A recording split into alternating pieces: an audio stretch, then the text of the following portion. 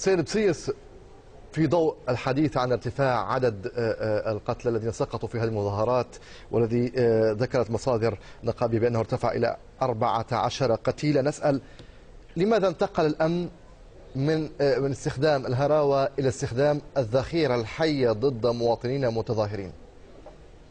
على كل اختصار الوقت، أنا لست من الوكالة التونسية للاتصال الخارجي، أنا كاتب إعلامي، وهذه الصفة التي كنتم تقدمونها هذه منذ سنوات، لا أدري لماذا هذا التغيير. على كل الإجابة على سؤالك، الحمد لله أن زميلتك كانت تتحدث في تعليق على الوضع الجزائري عن انحرافات تشهدها التحركات الاحتجاجية والاجتماعية، وهذا ما نعاينه حاليا في تونس.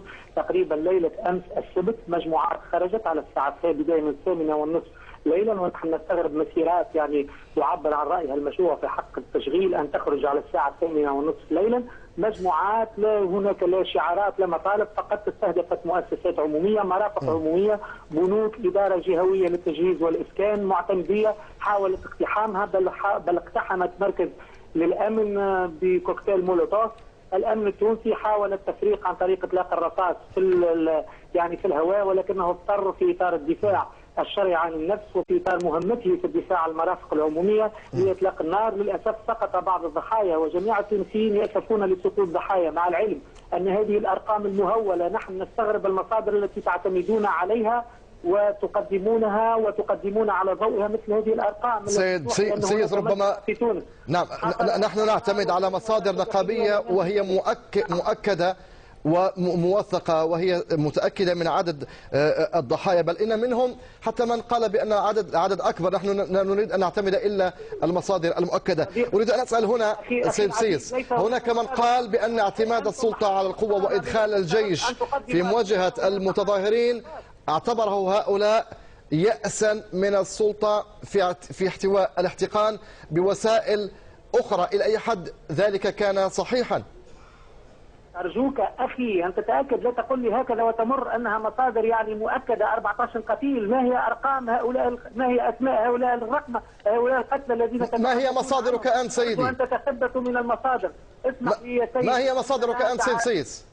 أننا تحدثنا منذ أيام عن أن هذه الاحتجاجات شرعية، لا أحد يشكك في شرعية المطلب الاجتماعي بحق الشباب في التشغيل، ولكن هذه الانحرافات وهذه المنعرجات الإجرامية التي تشهدها الاحتجاجات لا يمكن أن تخدم القضية الجوهرية لحق طالب الشغل في الشغل في بلد مثل تونس.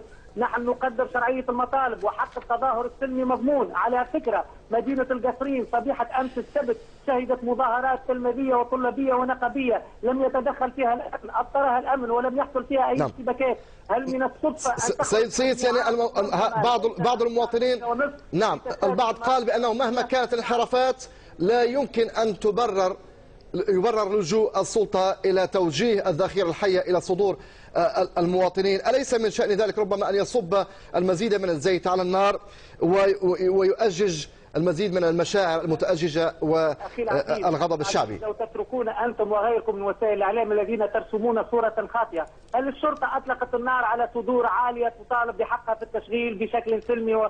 المشهد كان واضحا. أقول لك بعض المجموعات التي هاجمت مرافق عمومية، أعطيني في أي بلد كيف يمكن أن تتعامل الشرطة مع من يهاجم المرافق العمومية ويريد أن يحرقها ويريد أن يخربها ويستهدف الممتلكات الخاصة والعامة؟ يا أخي كفى مزايدات، اتقوا الله في تونس يا أخي وانشروا الصورة الحقيقية.